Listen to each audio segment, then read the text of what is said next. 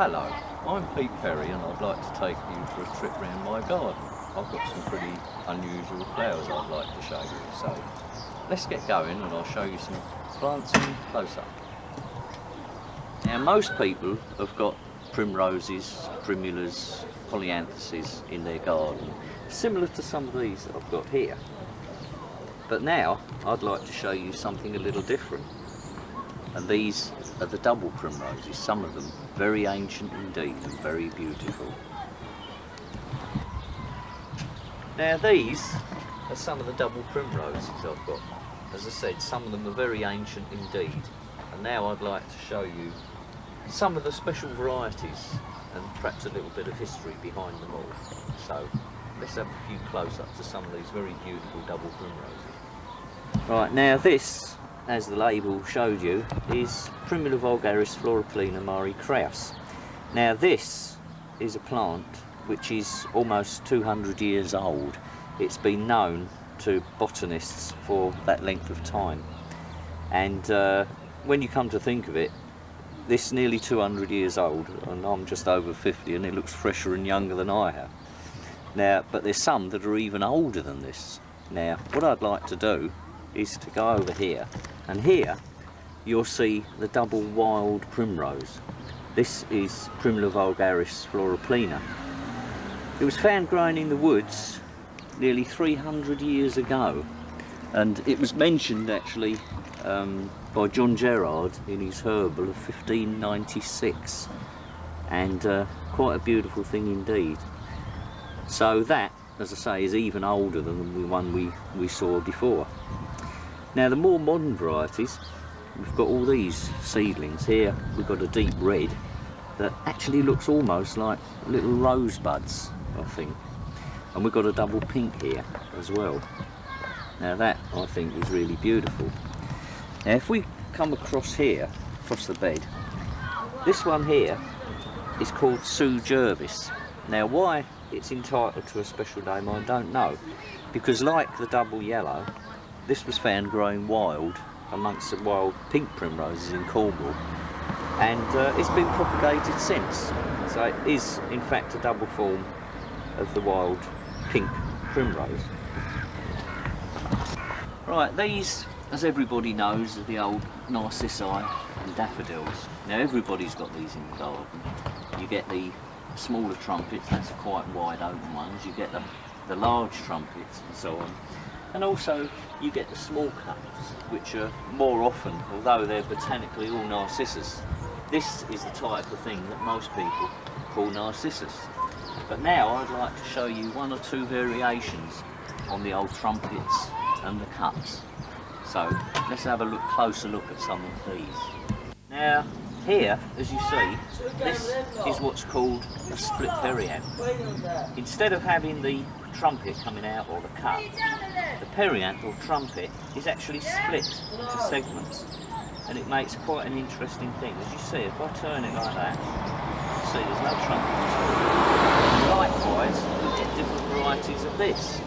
For example, there's this one with the deeper orange, and this one with the lemon or citrus colour to it, and here's one with a primrose effect, and they're all the split corona. And then a variation of this even is this one, which the perianth is split, perianth or trumpet, but it's also semi-double, which is quite a beautiful thing indeed. Now these split perianths, where instead of these, which are seedlings, they've been propagated by bulb division, and so we've got a whole lot of them. So let's go further up the garden and I'll show you some of these. Okay, so here, I've installed traffic going past my front garden here. These are all split perianth. Now these are interesting in as much that they're all uniform, because they're all from the same seedlings.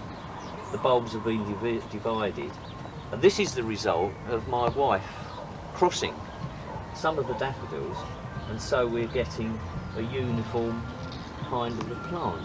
Quite attractive, this. The thing is that when you breed daffodils, you take the pollen from here, if you can see that, and then it's placed on the female stigma there, and that will then make the seeds swell in here. This is what my wife's been doing now for about 15 years. The thing is with daffodils, if you grow them from seed, it takes 5 long years you've got to wait as the seedlings grow before they flower, so that's 15 years. And I'll tell you what, they're beautiful scent too, so nothing's been lost. Now we've seen the trumpet daffodils and some of the cups and also the split corona, and we saw one there that was semi-double. Now the thing is that with a semi-double you've still got the pollen and you can breed from it. Now these are a little bit different because while you've got the split corona, also the parts inside that are supposed to be the pollen bearers have turned into petals. So you've got a completely double daffodil. Now this one is just beginning to open, so it looks rather nice. But now from here, with the big daffodils, we're going to have a look at some of the smaller ones. Now, we'll show you some of the smaller ones, and these are some of the daintiest of all the daffodils. These are the miniatures, wild daffodils. Now down here, you'll see, is what they call triandrus, the triandrus daffodil, which actually hangs like bells. In fact, some people call them silver bells. But when you look at that, that's almost like an orchid. Don't you think that's beautiful? They're a lot smaller and a lot more delicate. And then if we go here, we see some even smaller ones. These are jonquils. And again, they've got that beautiful heady scent. And over here, there's lots of them. Now, if you leave these in the ground, they just multiply, not only by seed, but the bulb division as well. Now what we're trying to do is to cross some of these and some of these with some of the bigger daffodils. So perhaps if you can come back in another 5 years' time, we'll be able to see what we've got. Right, now we're going to go back to the primulas again. Now they're my particular favourite flower. Now if you look here, the plant breeder has gone to great lengths. I mean, a few years ago you'd never have got a primula or a primrose like this with this kind of colouring. The plant breeders really gone mad. They've got the big ones, like they've got the unusual colouring. Over here you've got a pink one. It starts off laced in pink, and then as it grows older, so that gradually runs into it and it becomes pink. Here you've got a nice clear orange, but they're all large, you see, so you've got speckled ones, things like this. And incidentally, at this time of the year, these are growing together with the old cyclamens. Now these are a lot smaller than the ones we have indoors at Christmas. Now this is cyclamen coon, which is a spring flowering cyclamen. There's another one coming up here. Here we've got another little daffodil. And over here, some of the hyacinths, which, oh, look at that. That's beautiful, that is. So let's go along now and find out some of the variations on the primulas of the wild British primulas. So we take a trip over the other side of the garden and find out about those.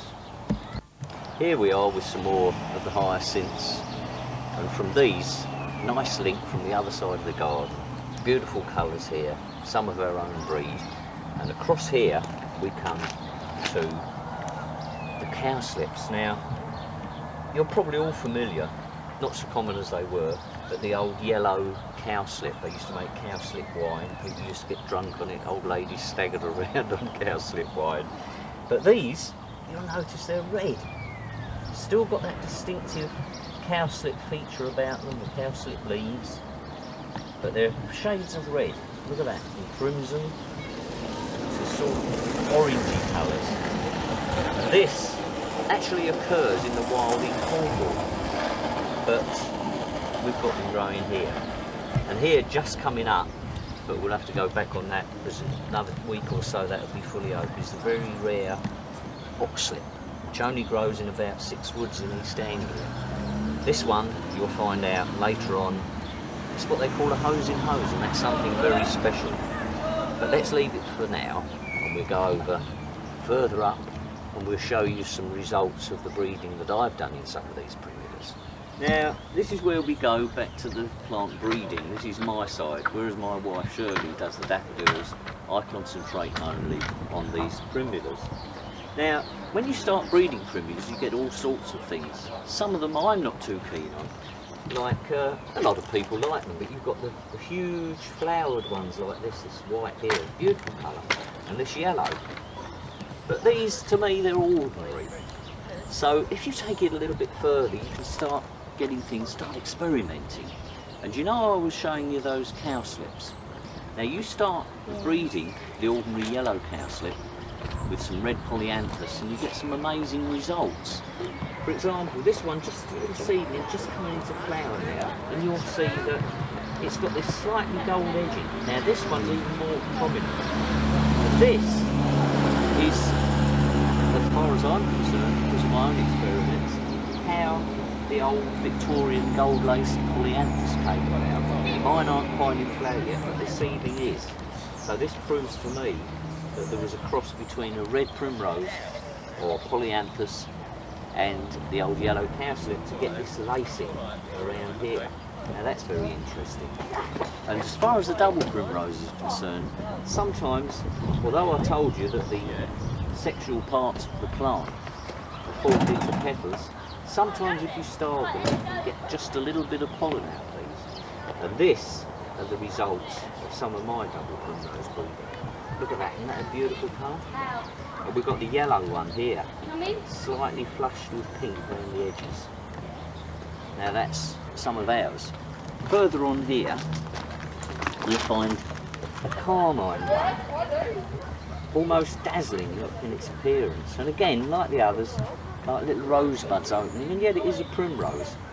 And these are some of our ones.